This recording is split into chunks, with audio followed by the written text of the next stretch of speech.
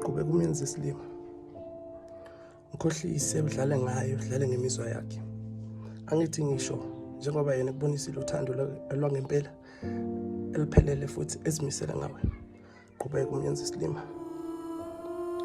Kodwa ngiwaziyo kakhulu empilweni ukuthi ke njengoba wena umenze isilima, bakhona abamdingayo. Bakhona abamdingayo outside there ukuthi yazi mangathola lo muntu ungafika esigabeni esithile ngothando. Wena qhubeka nje ureject ama-calls wakhe, ureject ama-message wakhe, uyatry by all means ukubonisa ukuthi ukhipha kangakanani uthandweni, kodwa wena awuboni ngalutho, ubona kuyi-worthless. So bakhona abambhekile, abamthandayo futhi.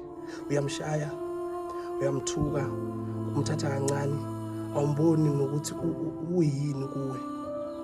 Yabona mhlazana ephuma kuwe, uzokhumbula izinto bezenza empilweni yakho ezibalulekile esengekho. The painful part, kuzofika umuntu ozokuzisa ubuhlungu engeke afane naye, ngoba umuntu umthulo oqala onothando oloqiniso ngeke umthulo kwesibili.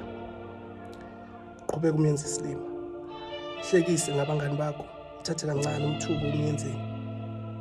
Ukhona omunye outside there ozomthanda enjalo. Ukhona omunye ozomamukela, uzomthanda unconditionally, uzomthanda noma engenalutho.